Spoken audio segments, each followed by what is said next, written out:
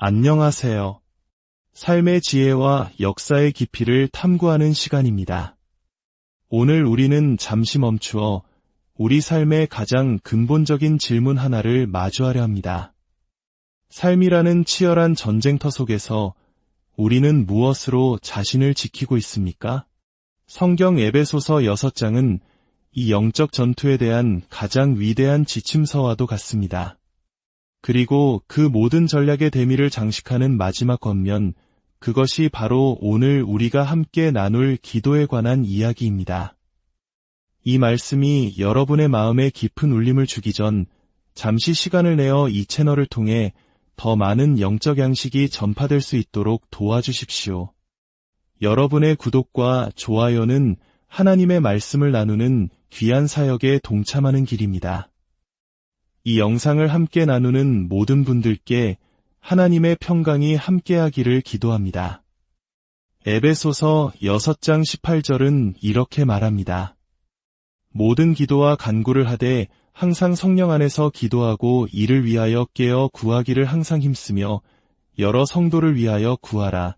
많은 분들이 기도를 하나님의 전신갑주, 즉 영적 무장을 설명하는 목록에 추가되는 또 하나의 장비쯤으로 생각합니다.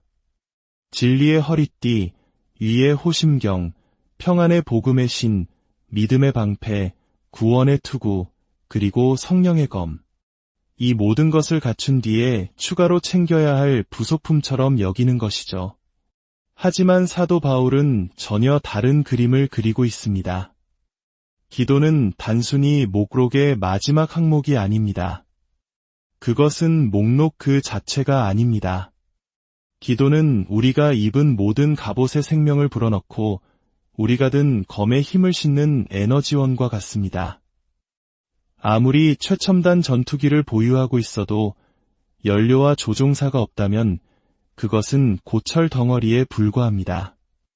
마찬가지로 하나님의 전신갑주를 모두 갖추었다 할지라도 기도가 없다면 우리는 영적 전투에서 무력할 수밖에 없습니다. 기도는 선택사항이 아니라 영적 생존을 위한 필수 조건이며 악한 날에 마귀의 간계를 능히 대적하고 모든 일을 행한 후에 굳건히 서기 위한 하나님의 궁극적인 공급책입니다. 성경 전체를 관통하는 가장 강력한 메시지 중 하나는 바로 기도의 절대적인 중요성입니다. 시편은 고난 속에서 하나님을 부르짖었던 이들의 생생한 기도와 응답의 기록으로 가득 차 있습니다. 족장들의 삶, 선지자들의 사역 속에서 기도는 언제나 중심에 있었습니다. 신약으로 넘어오면 그 중요성은 더욱 선명해집니다. 우리 주 예수님께서는 직접 비유를 들어 말씀하셨습니다. 누가복음 18장에서 항상 기도하고 낙심하지 말아야 할 것을 가르치셨습니다. 이 말씀의 이면에는 강력한 경고가 담겨 있습니다. 기도하지 않으면 우리는 낙심하게 될 것이라는 뜻입니다. 여기서 낙심한다는 것은 단순히 기분이 가라앉는 것을 의미하지 않습니다. 영적 침체에 빠지고 그리스도인으로서의 삶에서 승리를 경험하지 못하며 결국 영적 전투에서 패배하는 상태를 의미합니다. 이 영적 탈진에 대한 유일한 처방전은 바로 기도입니다. 사도 바울 역시 데살로니가 교회에 쉬지 말고 기도하라고 권면했습니다. 이것은 결코 기도를 멈추지 말라, 포기하지 말라는 강력한 명령입니다. 이처럼 성경은 기도가 우리 신앙의 핵심이며 영혼의 호흡임을 끊임없이 강조하고 있습니다. 그렇다면 우리는 두 가지 중요한 질문에 직면하게 됩니다. 첫째, 왜 우리는 기도해야만 하는가? 둘째, 어떻게 기도해야 하는가? 오늘 우리는 첫 번째 질문, 왜 우리는 기도해야만 하는가에 대해 깊이 탐구해보고자 합니다. 왜 기도가 이토록 중요할까요? 그 이유를 아는 것은 단순히 기도하는 방법을 배우는 것보다 훨씬 더 근본적인 문제입니다. 이유를 모른 채 행하는 훈련은 의미 없는 반복이 되기 쉽기 때문입니다. 우리가 끊임없이 기도해야 하는 첫 번째 이유는 우리가 맞서 싸우는 대적의 강력함과 교활함 때문입니다.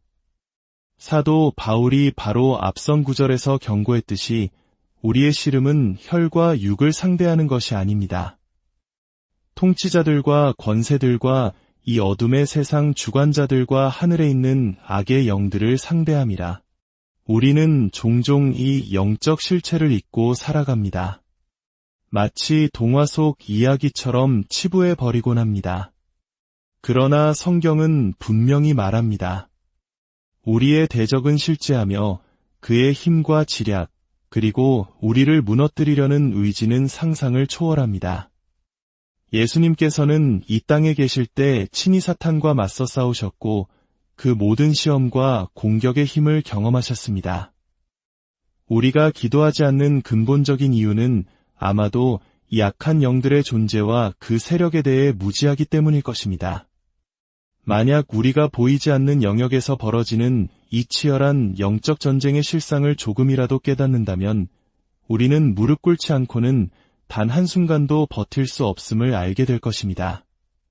성경 속 위대한 믿음의 인물들이었던 아브라함, 다윗, 심지어 베드로조차도 사탄의 교묘한 계략 앞에 넘어졌던 것을 기억해야 합니다. 두 번째 이유는 바로 우리 자신의 연약함과 무지 때문입니다. 가장 선하고 가장 강하다고 느끼는 순간조차도 우리는 한없이 연약한 존재입니다. 우리는 종종 신앙의 우물 안 개구리가 되기 쉽습니다. 우리보다 믿음이 약해 보이는 사람, 혹은 신학적으로 잘못된 길을 가는 사람들과 자신을 비교하며 안도감을 느낍니다. 나는 저 사람 같지 않으니 괜찮아. 이것이야말로 가장 치명적인 교만입니다. 진정한 자기평가는 다른 사람이 아닌 성경 속 위대한 믿음의 선진들과 우리 자신을 비교할 때 시작됩니다. 18세기 영국의 위대한 부흥운동가 존 웨슬리는 하루에 최소 4시간 이상 기도하지 않는 그리스도인은 제대로 된 신앙인으로 여기지 않았다고 합니다. 그들의 삶을 들여다보면 우리는 스스로가 얼마나 나약하고 기도에 게을렀는지 깨닫게 됩니다. 위대한 성도들은 자신의 연약함을 처절하게 깨달았기에 위대한 기도의 사람이 될 수 있었습니다.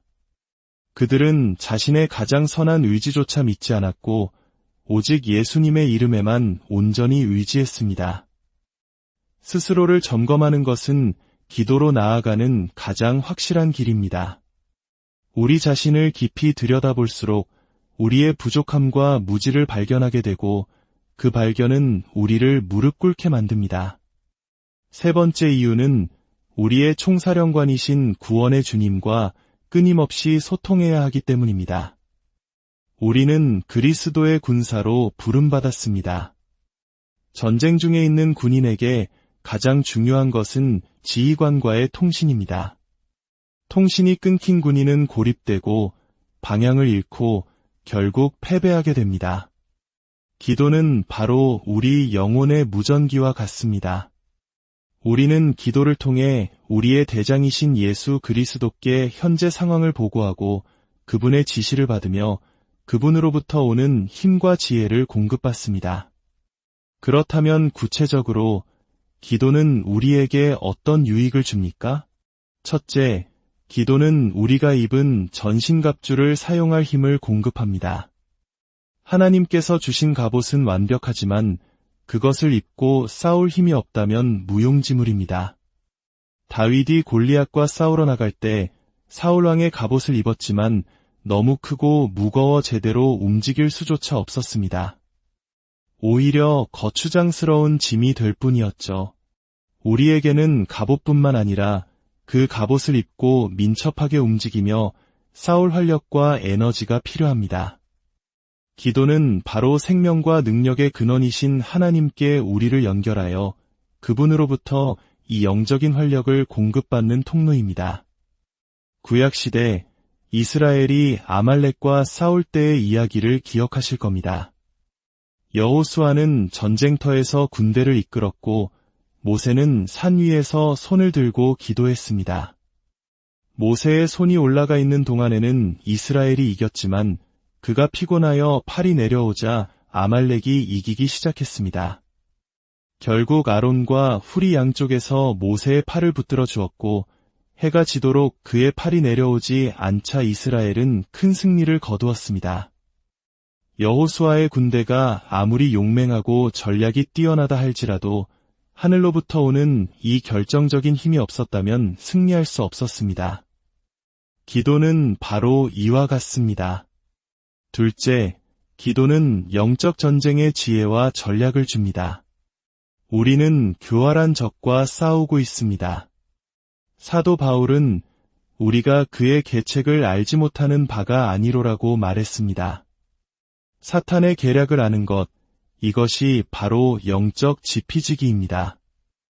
야고보서 기자는 너희 중에 누구든지 지혜가 부족하거든 모든 사람에게 후히 주시고 꾸짖지 아니하시는 하나님께 구하라 그리하면 주시리라고 약속했습니다. 우리는 기도를 통해 개인의 삶뿐 아니라 교회 전체를 향한 하나님의 크고 넓은 시각을 갖게 됩니다. 무엇이 중요한 전투이고 무엇이 소모적인 논쟁인지 분별할 수 있는 영적 통찰력을 얻게 됩니다. 이것이 바로 그리스도의 마음을 품는 것이며 이 지혜는 오직 기도를 통해 얻을 수 있습니다. 셋째, 기도는 우리의 영혼과 갑옷을 빛나게 유지합니다. 아무리 좋은 칼이라도 관리하지 않으면 녹이 슬고 무뎌집니다. 우리의 영혼도 마찬가지입니다. 때로는 성경을 읽어도 아무런 감흥이 없고 마음이 무기력하고 냉랭해질 때가 있습니다. 이런 영적 침체에 대한 가장 좋은 해독제는 기도입니다. 기도하기조차 힘들 때 바로 그 순간이 더욱 기도에 매달려야 할 때입니다. 무릎 위에서 씨름하고 몸부림치며 우리의 영혼을 깨워달라고 이 무기력함을 거두어 달라고 간구해야 합니다. 하나님은 우리의 영혼을 소생시키시는 분입니다. 기도를 통해 우리는 영적 갑옷의 녹을 닦아내고 다시금 빛나게 할 수 있습니다. 넷째, 기도는 영적 나태함을 막는 최고의 방어막입니다. 마음이 텅 비어 있거나 멍하니 있을 때 사탄은 그 틈을 놓치지 않습니다. 온갖 잡념과 부정적인 생각, 유혹적인 상상들이 그 공간을 채우기 시작합니다. 만약 당신에게 아무것도 할 일이 없는 시간이 주어진다면 그냥 앉아 넋을 놓고 있지 마십시오. 기도하십시오. 하나님의 생각으로 당신의 마음을 채우십시오. 하나님과 대화하십시오. 쉬지 말고 기도하라는 말씀은 바로 이런 의미이기도 합니다. 우리의 마음을 기도로 채움으로써 우리는 원수가 틈탈 기회를 원천적으로 차단하는 것입니다. 마지막으로 그리고 가장 중요하게 기도는 하나님과의 관계를 깊어지게 합니다. 기도를 통해 우리는 하나님을 더 알아가게 되고 하나님을 더 알수록 그분을 더 사랑하게 됩니다. 그리고 하나님을 향한 사랑이야말로 사탄을 물리치는 가장 강력한 무기입니다. 우리가 하나님과의 친밀함 속에 거하며 그분을 향한 사랑으로 충만할 때 세상의 유혹은 그 힘을 잃게 됩니다. 주 없이 살 수 없네. 죄인의 구주여. 그 귀한 보배 피로 날 구속하셨네. 이 고백이 우리의 심장을 채울 때 죄는 더 이상 매력적이지 않습니다. 오히려 혐오스럽고 가증스러운 것이 됩니다. 기도는 단순히 우리가 아는 교리를 확인하는 행위가 아닙니다. 그것은 살아계신 하나님 앞에 나아가 그분의 임재를 느끼고 그분의 사랑을 경험하는 인격적인 교제입니다. 이것은 한국인들이 소중히 여기는 정과 같은 깊은 유대감을 하나님과 나누는 것입니다. 결국 우리가 믿는 모든 진리는 우리를 기도의 자리로 이끕니다. 진리의 허리띠는 하나님이 우리 아버지 되심을 알게 하고 아버지이신 그분께 나아가 대화하게 합니다. 위의 호심경은 우리가 그리스도의 피로 의롭게 되었음을 깨닫게 하고 담대히 은혜의 보좌 앞으로 나아가게 합니다. 구원의 투구는 우리가 하나님의 자녀라는 확신을 주며 자녀로서 아버지와 교제하게 합니다. 하나님의 말씀을 알면 알수록 우리는 그 말씀의 주인이신 하나님과 더 깊은 사귐을 갈망하게 됩니다. 예수님께서 기도하신 것은 단순히 무언가를 얻기 위함만이 아니었습니다. 그분은 아버지와 대화하는 것 자체를 즐기셨습니다. 우리가 영생이란 유일하신 참 하나님과 그가 보내신 자 예수 그리스도를 아는 것임을 진정으로 깨닫는다면 우리는 그분을 더 알기 위해, 그분을 즐거워하기 위해, 그분을 영화롭게 하기 위해 기도의 자리로 나아갈 것입니다. 오늘 당신의 삶에서 기도는 어떤 자리를 차지하고 있습니까? 그것은 하루를 시작하고 마감하는 의무적인 형식입니까? 아니면 당신의 영혼을 살리는 살아있는 호흡입니까? 그리스도께서 나를 위해 죽으셨고 내가 하나님의 자녀라고 믿는 사람이 가능한 한 많은 시간을 아버지와 함께 보내려 하지 않는다면 그 신앙에는 무언가 문제가 있는 것입니다. 진정한 믿음은 반드시 기도로 이어집니다. 쉬지 말고 기도하라는 이 말씀이 여러분의 삶에 살아 움직이는 능력이 되기를 소망합니다. 여러분의 모든 걸음 위에 하나님의 크신 은혜와 평강이 넘치시기를 간절히 기도합니다.